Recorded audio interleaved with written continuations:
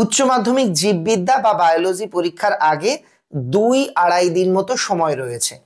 এই সময়টাকে কাজে লাগালে তোমার রেজাল্ট কিন্তু আরো ভালো হতে পারে। আমরা আবারও যোগাযোগ করেছিলাম বিশিষ্ট শিক্ষক এবং লেখক দীপক স্যারের সঙ্গে। স্যার আগের ভিডিওতে তোমাদের জন্য বড় প্রশ্নের সাজেশন দিয়েছিলেন, কিন্তু তোমরা প্রচুর কমেন্ট করেছিলে যে স্যার একটা শর্ট কোশ্চেনের সাজেশন বানানো হোক, কিংবা তোমরা এটাও লিখেছিলে যে বড় প্রশ্নের মধ্যে অনেক টুকরো টুকরো 2 নম্বরের শর্ট কোশ্চেন থাকে, সেগুলোর জন্য কি কি পড়বো।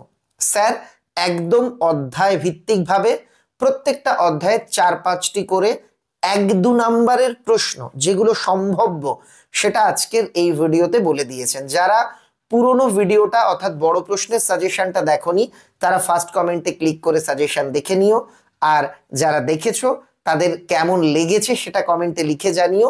এবার আমরা সরাসরি চলে যাব ছোট প্রশ্নের গুরুত্বপূর্ণ সংকলন। হচ্ছে জীবের জনন। 3 প্রকার প্রাকৃতিক অঙ্গজনন: আইসোগামী, উগামী, জোড় কলম।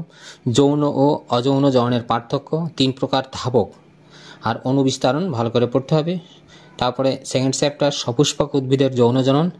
এখানে দ্বিনিষেক প্রক্রিয়া, মেগা স্পোরনজেনেসিস, ফলের উৎপত্তি ও পরিস্ফুরণ, গুচ্ছিত যৌগিক ফল, অ্যাপোমিক্সিস, বুলবিল সংশ্লেষ, এইগুলো পড়বে। মানুষের জন্য চ্যাপ্টারে ডিম্বাশয়, শুক্রাশয়ের আণুবীক্ষণিক গঠন, রজত চক্রের বিভিন্ন দশায় জরায়ুগাত্রের পরিবর্তনসমূহ, ভ্রূণের রোপণ পদ্ধতি, স্পারমাটোজেনেসিস, মরুলা, ব্লাস্টুলা, গ্যাস্ট্রুলা, প্লাসেন্টার বিরূপ কার্যকলাপ কিছু পড়বে। আর হচ্ছে কলস্ট্রাম, আর হচ্ছে মেনোপজ। প্রজননিক স্বাস্থ্য চ্যাপ্টারে পড়বে প্রজননগত স্বাস্থ্যের প্রয়োজনীয়তা, জন্ম নিয়ন্ত্রণ পদ্ধতি, অ্যামনিওসেন্টেসিস, এইডস, সিফিলিস, গনোরিয়া, এই রোগগুলো, এদের কারণ, লক্ষণ ও প্রতিকার পড়বে। পঞ্চম চ্যাপ্টার আছে বংশগতি ও বিভেদ। এই চ্যাপ্টারে পড়বে ক্রোমোজোম তত্ত্ব, অসম্পূর্ণ প্রকটতা, টার্নার সিনড্রোম, নিউক্লিয়াজম, পিলিওট্রপিজম, মৌমাছির লিঙ্গ নির্ধারণ, রয়্যাল জেলি, ক্রিস ক্রস বংশগতি, ক্রোমোজোম ম্যাপ ক্রসিং ওভার, এইগুলো পড়বে। ষষ্ঠ চ্যাপ্টারে পড়বে বংশগতির আণবিক ভিত্তি চ্যাপ্টারে ডিএনএ ট্রান্সক্রিপশন, ট্রান্সলেশনের প্রাথমিক পর্যায়, রিভার্স ট্রান্সক্রিপশন, সেন্ট্রাল ডগমা, এইচজিপি এর বৈশিষ্ট্য, সুবিধা অসুবিধা, ডিএনএ প্যাকেজিং এর পর্যায়গুলি, লিঙ্কেজ, ডিএনএ রেপ্লিকেশনে হেলিকেজ ও প্রাইমেজ উৎসেচকের ভূমিকা বা গুরুত্ব, ল্যাক অপেরন এর গঠনটা পড়বে। সপ্তম চ্যাপ্টার অভিব্যক্তি বা বিবর্তন। এখানে পড়বে অভিব্যক্তির ভ্রূণঘটিত প্রমাণ, হট ডাইলুট স্যুপ, কোয়া সার্ভেট, জীবের উৎপত্তি সম্পর্কে মিলার ও উরের পরীক্ষা। আচ্ছা, অষ্টম চ্যাপ্টার থেকে যেগুলো পড়বে অভিব্যক্তির কৌশল, এই চ্যাপ্টার থেকে অভিব্যক্তি সংক্রান্ত ল্যামার্কের মতবাদ, হার্ডি উইনবার্গ নীতির শর্তগুলি। আচ্ছা, তারপর হচ্ছে অ্যানিউপ্লয়েডি, অভিযোজিত বিকিরণ। 9 চ্যাপ্টার স্বাস্থ্য রোগ। এখান থেকে অ্যান্টিবডির গঠন চিত্রসহ পড়বে। কোলেস্ট্রামের গুরুত্ব। আচ্ছা, কোলেস্ট্রামের গুরুত্বটা পড়বে। টি লিম্ফোসাইট ও বি লিম্ফোসাইটের পার্থক্য, ইন্টারফেরন, অ্যাসকেরিয়াসিস, তারপরে হচ্ছে ফাইলেরিয়াসিস, ম্যালেরিয়ার সংক্রমণ পদ্ধতি, রোগের লক্ষণ আর ড্রাগের অপব্যবহার, এলএসডি কি, এগুলো। 10 চ্যাপ্টার হচ্ছে খাদ্য উৎপাদন উন্নতি সাধন। এখানে হচ্ছে মেজর কার্পের প্রণোদিত প্রজনন, নিবিড় মৎস্য চাষ, বিটি ক্রপ, মাইক্রো প্রোপাগেশনের নীতি গুরুত্ব, মেজর কার্প, মাইনর কার্প, মুরগির বিভিন্ন প্রকার ব্রিড, পোলট্রি পাখির রোগের নাম কারণ। তারপরে মানব কল্যাণ অণুজীব হচ্ছে 11 চ্যাপ্টার, জীবসার কি, এর ব্যবহার, এসসিপি কি, এর উদাহরণ, জীবসার হিসেবে মাইক্রোরাইজা, তারপরে বায়ো ফার্টিফিকেশন, বর্জ্য আবর্জনা প্রক্রিয়াকরণ পদ্ধতি, বায়োগ্যাস উৎপাদন প্রক্রিয়া, পতঙ্গ পেস্টের জৈবিক নিয়ন্ত্রণ পড়বে।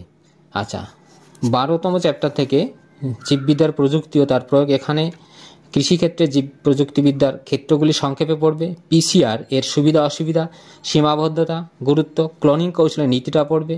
জিন ক্লোনিংয়ের সংজ্ঞা, বায়োসেফটি কি, প্লাসমিড কি, জেনেটিক ইঞ্জিনিয়ারিং এবং এর ভূমিকা পড়বে। রিকম্বিনেন্ট ডিএনএ টেকনোলজিতে ডিএনএ লাইগেজ, রিভার্স ট্রান্সক্রিপ্টেজ এর ভূমিকা, ইনসুলিন উৎপাদন প্রক্রিয়া, তারপরে জিন থেরাপি ও ভ্যাকসিন উৎপাদনের ক্ষেত্রে বায়োটেকনোলজির ভূমিকা, রেস্ট্রিকশন এন্ডোনিউক্লিয়াসের তাৎপর্য কি, এটা পড়বে। তারপরে বাস্তুবিদ্যা ও পরিবেশ, এই চ্যাপ্টার বাস্তুবিদ্যা, পরিবেশ ও জনসংখ্যা। এখান থেকে পড়বে মিউচুয়ালিজম, কমেন্সিয়ালিজম এর উদাহরণ, মরুভূমির ব্যায়ামটা ভালো করে পড়বে। তারপরে চ্যাপ্টার বাস্তুতন্ত্র, এখান থেকে পড়বে বাস্তুতান্ত্রিক ক্রমপর্যায়ের সংজ্ঞা, বিভিন্ন প্রকার উদ্ভিদ ক্রমপর্যায়ক্রম আলোচনা করতে হবে, বাস্তুতান্ত্রিক পিরামিড চিত্রসহ ব্যাখ্যা, তারপরে নিচ খাদ্যজালক উদাহরণসহ লিন্ডেম্যানের 10% ল, হাইড্রোসিটির ধাপগুলো, শব্দচিত্রের মাধ্যমে ফসফরাস চক্রটাও পড়বে। জীববৈচিত্র্য সংরক্ষণ থেকে জীববৈচিত্র্যের গুরুত্ব, এক্সিটু সংরক্ষণ, ইনসিটু সংরক্ষণ, বায়োস্ফিয়ার রিজার্ভ, হটস্পট নির্ধারণের শর্ত, ভারতীয় হটস্পটগুলির নাম এবং সেখানে যে প্রাণীগুলো সেই প্রাণীগুলো সম্পর্কে পড়বে, red data book, green data book, জীববৈচিত্র্য সংরক্ষণের গুরুত্ব, আর একটা বিপদগ্রস্ত প্রজাতি সম্পর্কে পড়বে। আর পরিবেশ সংক্রান্ত বিষয় যেখানে রয়েছে এইগুলো সম্পর্কে এখানে শেষ চ্যাপ্টার বা 16তম চ্যাপ্টার থেকে পড়বে। গ্রিনহাউস গ্যাস, এর প্রভাব, তারপরে এর প্রভাব এবং নিবারণের উপায়গুলো, অম্লবৃষ্টি, বিশ্ব উষ্ণায়নের কারণ, কুফল, জলদূষণ, বায়ু দূষণের ক্ষতিকারক প্রভাবগুলো পড়তে হবে, বায়োম্যাগনিফিকেশন, সিওএস ট্রিটমেন্ট, তীরচিহ্নের সাহায্যে ওজোন স্তর ক্ষয়ের কারণ, তেজস্ক্রিয় দূষণের ক্ষতিকারক যে প্রভাবগুলো আছে, দিকগুলো আছে, সেইগুলো খুব সুন্দর করে পড়তে হবে। এখান থেকে মোটামুটি একদম পরীক্ষা যে আগের মুহূর্তেই এই প্রশ্নগুলো দেখে যাবে। এই হচ্ছে স্যারের নির্বাচন করা প্রশ্ন, এগুলো অবশ্যই পড়ে নিও।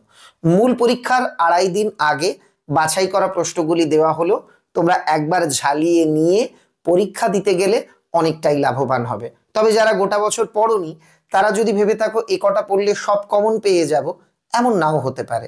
তবে তাও এটুকু বলছি, যারা গোটা বছর নানা কারণে পড়তে পারোনি তারাও যদি এই শর্টগুলো আত্মস্থ করে যেতে পারো, লাভবান হবেই হবে।